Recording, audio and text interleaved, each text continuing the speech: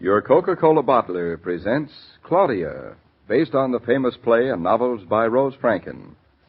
Brought to you transcribed Monday through Friday by your friendly neighbor who bottles Coca-Cola.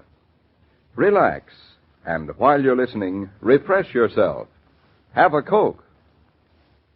And now, Claudia. Mrs. Naughton. Dr. Barry. You're just the person I want to see. Well, I've been wanting to see you too, Doctor. Just been in to visit with your husband. How is he? Everything's coming along as expected. Oh, I love to hear you say that. And if it keeps up, we may get away without any complications at all. Only may get away without any?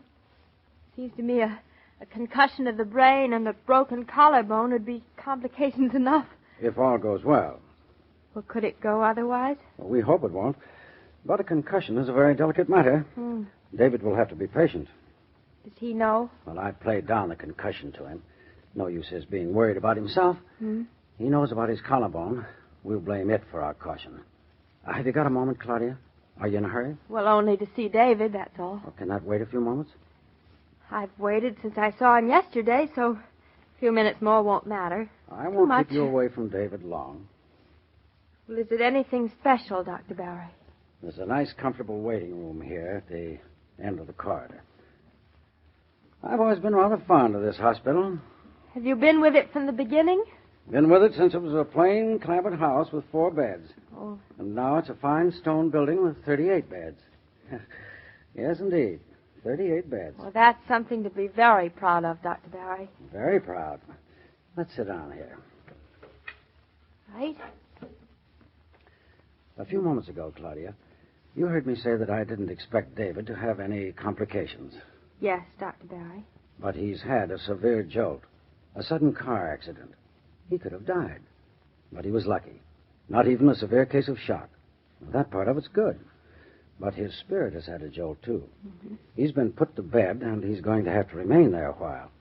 Now, that's quite a dose. Well, Dr. Barry, that David's going to have to stay in bed a few weeks, even if it is in the hospital, that doesn't seem so terrible to me if it turns out all right. Yes, if. But see it from David's point of view.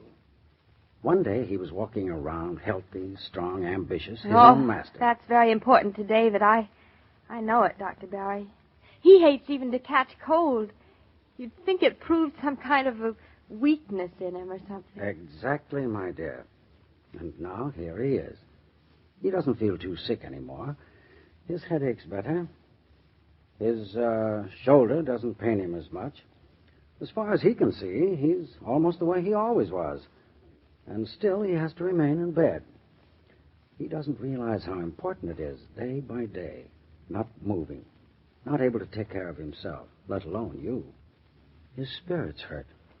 It wouldn't be so difficult, would it, Dr. Barry, if David weren't a man? You're very wise. That's why I've spoken to you. Well, what can I do, Dr. Barry? A great deal more than I can. What is it? You mustn't get anxious. You must be patient. Oh, I'm terrible at being patient. I'm almost as bad as David. No. I know you better, Claudia.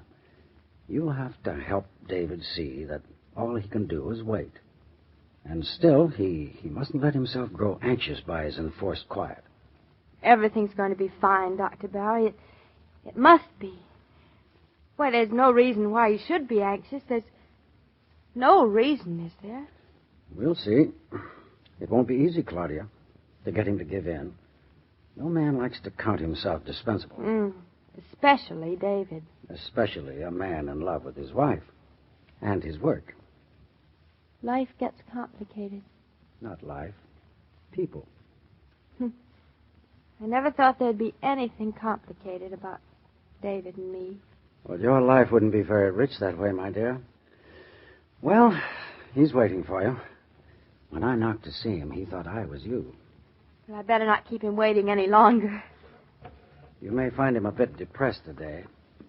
He started asking me questions. When he could get up, when he could go home, and when he could go back to work. When this, when that. You told him? I temporized. Talked about his collarbone. So he's a little suspicious it'll be longer than he thinks. But not as long as it will be. Poor David. Not at all.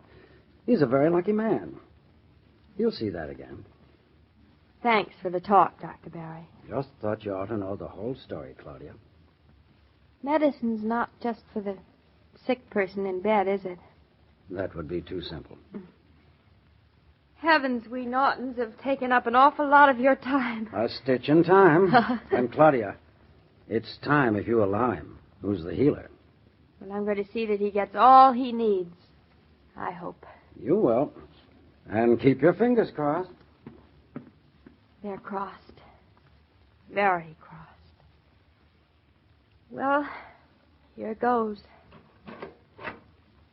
Mr. Naughton. In bed at this hour of the morning. Oh, Mrs. Naughton? Just thought I'd take things easy for a change. Lazy loafer. So you finally come to hold my hand. I've come to let you hold mine. You're the man in the family. A fine one, too. Oh, well, you're good enough for me. Well, you're not very fussy. Oh, you'd be surprised. Well, how'd you sleep? Not bad. What? Prettiest little nurse in white gave me the prettiest little pill in white. Spoiled. Well, as long as I haven't got you to talk me to sleep, I have the next best substitute. Nothing takes the place of you. Now, you're just saying that to make me feel good. How'd you know? Actually, I don't miss you at all. I've decided to fall clean the house instead. When the mouse is away, the cat will play. I'm the mouse, not you. Well, I'm the mouse these days. Some mouse. You look very handsome on a pillow, Mr. Naughton. I've always thought so. Yeah, I don't know what I'm doing on a pillow. A collarbone is nothing to keep a man in bed. Why, in 2 minutes... business about rebuilding the barn is going ahead fine. Oh, good. Mr. Paradiso's doing it at top speed just for you. And of course, Mr. Tucker is prodding him. He fancies himself your understudy. Well, the pleasure is all his. Claudia, you're not really worried, are you? Me? Worried? No. Well, that's all my news. You tell me yours now. No, Dr. Barry told me not to get up yet. That's all right with me. I have no place to go. Now, let's see. What else? Oh, last night I heard the broadcast of a ball game. Yep. And this morning, the news. When I heard the news, I figure if I'm better off in here. Sounds like a terrible world outside. For most people, I guess. But not for me. Knock wood. Little optimist, huh? Well, I'd be a fool if I wasn't. I suppose one of us has to be. Well, Mr. Naughton. Oh, I didn't realize you had company. It's only my wife. Yeah, that's all. Well, I don't want to interrupt anything. You aren't? I just came in because I thought you'd want a little entertaining. And while I was here, Well, are you comfortable? Oh, I'm fine. Is there anything you need? No, not a thing. Oh. Windows open enough? Seems to be about right. Well, in that case, I'll please do sit down. We're only just talking. Well, I have other patients to look in on. Mr. Naughton does seem a great deal better now than he did earlier this morning. Why not? Another day's almost half gone. Sun is shining, the birds are singing. That's what I like about Mr. Naughton. Always so cheerful. That's Other me. patients just complain and complain. How could David complain when he's getting all this wonderful attention? You'll be surprised how. Well, now, don't you talk too much, Mr. Naughton, and please don't try to move. No, I won't. You're uncomfortable or something, you just ring your bell and I'll come right in and straighten you out. Well, thank you, nurse. I'll do that. Lovely girl. She thinks you're lovely, too. It's her duty. All of her patients are lovely. Well, there's no reason for you to be so modest, darling. Yeah, but I like it fine here. There's a lot to be said for hospitals. You really get good care in a hospital. Am I hearing right? Well, isn't it the truth? It certainly is. Of course it is. I just didn't know you had the sense to see it. That brain. You know, if you were at home, we'd just be letting you lie around. No attention. You'd have to just fend for yourself or else feel you're imposing on us all the time. And every word you say is so... Personally, I think you're getting an awful lot of attention you don't deserve. You haven't even had a baby.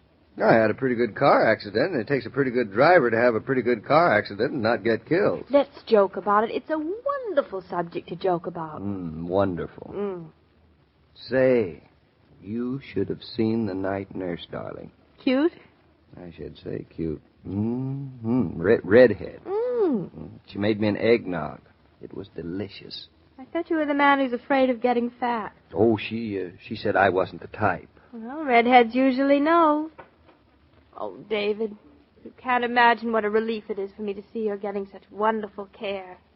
And that you don't mind it. I thought you'd be relieved. I am. Now you'll realize that there isn't a thing for you to worry about. Good. So promise me that you won't. I promise. You look tired. Me tired? Yeah. I'm not. I feel fine. Wonderful.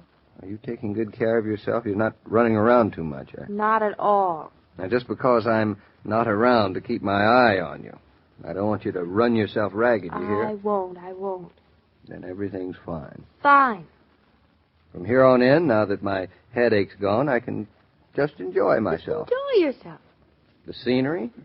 I noticed the scenery on the ceiling. You see Lovely that crack in the ceiling? It's like the Mississippi River. Looks like a horse. And the eggnogs, the company's fine, the attention, the whole kit and caboodle. I love every minute of it. Even the food is good. You just don't know what it means to me to find you so cheerful. I can't believe it. Well, why shouldn't I be cheerful? Oh, no reason. No reason. Anybody who wouldn't be cheerful is an ungrateful cuss. I feel great about the whole business. So you don't have to waste any sympathy on me, you hear? Not one jot? Not one little jot? Not one little jot, no. Oh, David, now I don't care what anybody says. You and I and all this is going to come out fine. I'm sure because I know things that even Dr. Barry doesn't know. What are you talking about? Oh, about a man who pretends to like nurses fussing over him and red-headed eggnogs and lying in bed in the morning.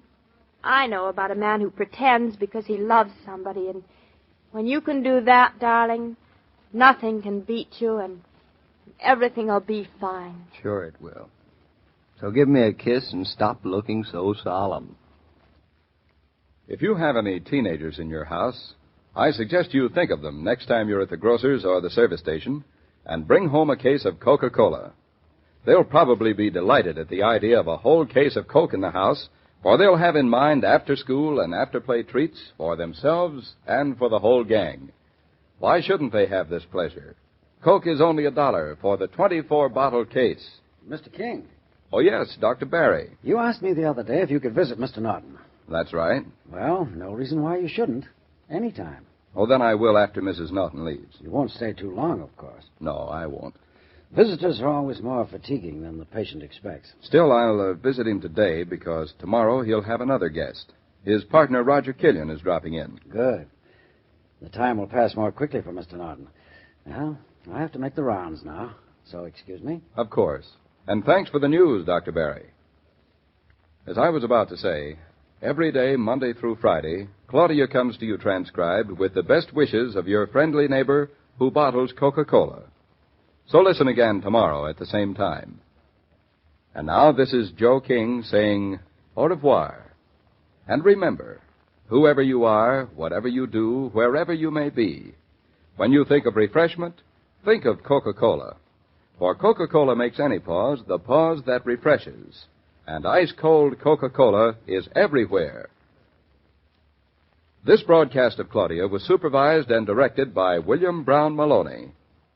And now, here's a word from your friendly neighbor who bottles Coca-Cola.